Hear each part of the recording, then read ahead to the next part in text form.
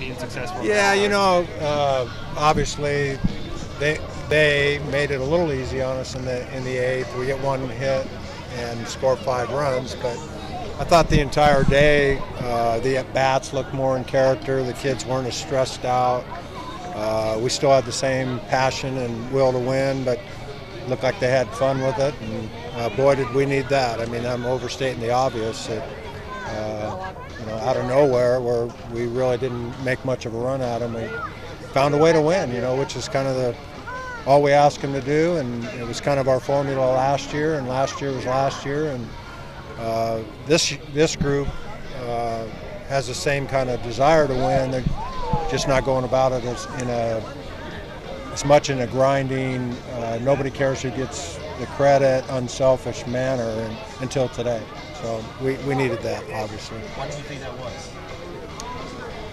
Well, you try it certain ways and it's not working, and then, they don't always do what the coaches say, but we just talked about playing wiffle ball and choosing up sides when you were a kid and playing over the line, or Little League games, and Coach Waz had a neat little poem about Mike and Harry that he'd have to share with you about, getting back into that mindset where baseball's designed to be fun. We've had great crowds the last 3 nights.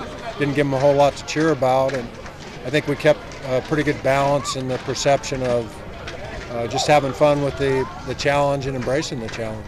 You talked yesterday kind of, the gods will reward you basically if you keep grinding. Was Stevens at bat representative of that? I mean, I know you talk about how they helped you out a little bit, but kind of just making contact, putting the ball in play. Yeah, I think teams that grind and work hard and make the right choices tend to get rewarded more often than teams that don't. It isn't magical or divine intervention or anything like that. I'm sure God has a lot more important things to do than worry about baseball games, but I can tell you Stephen Packard's a great kid, and he put the ball in play, and a good thing happened to the Ducks. We're not going to wonder where it came from. We're just going to take it. Sure, if you struggled a little bit in that 8th inning, but he really bounced back in the 9th. Was that a good sign, I think, for him? Well, he walked one guy, and then Yastrzemski hit a tremendous pitch. It was 94 miles an hour on the black, low and away, and he hit the double. And, I thought maybe part of the post-game talk would be that the walk in the 8th from Jimmy after I brought him in might cost us the ball game, and lucky it didn't. And then he threw it. I think today at least we pounded the strike zone and made them do some things. They did some things. We might have thrown a few too many strikes when we had count leverage, when we were ahead of them. And then the first pitch that was Yastrzemski hit for a home run with 2 outs and nobody on. But I'd rather throw too many strikes than not enough strikes. You addressed kind of the philosophy early on. I mean, you laid down so many bunts. I think 7 of the first 10 guys at least showed bunt. Yeah, the 2 innings, top of the first, bottom of the first, kind of mirrored one another. I think in both cases, the defense did a nice job of getting it out of it with one. They chose to safety squeeze, and we tried, and we struck out and didn't get it done. And that seemed like forever ago. But again, the good news is we've always wanted to go to Plan B, use the bunting game when we're not hitting, and today was the first time that we executed some bunts, so I was pleased with that. How about Irvin? Wasn't necessarily dominant, but did get a good performance in?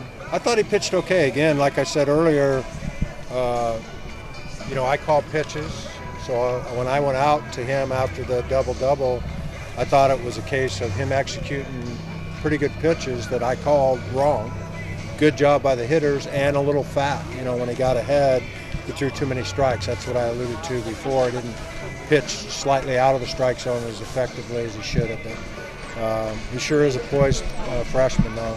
Nothing seems to faze him, and the fact that we got that deep into the game and got to turn the ball over to Jimmy played a big part of it. Goal throw on Tuesday? Yeah, goal to start on Tuesday. Yeah, you went out to talk to Irvin in the 6th, and then ended up keeping him despite the struggle. What was that conversation like? Yeah, that was taking a little bit of the blame for the pitch selection, and reminding him that when he gets ahead, to be a little more filthy out of the strike zone location-wise.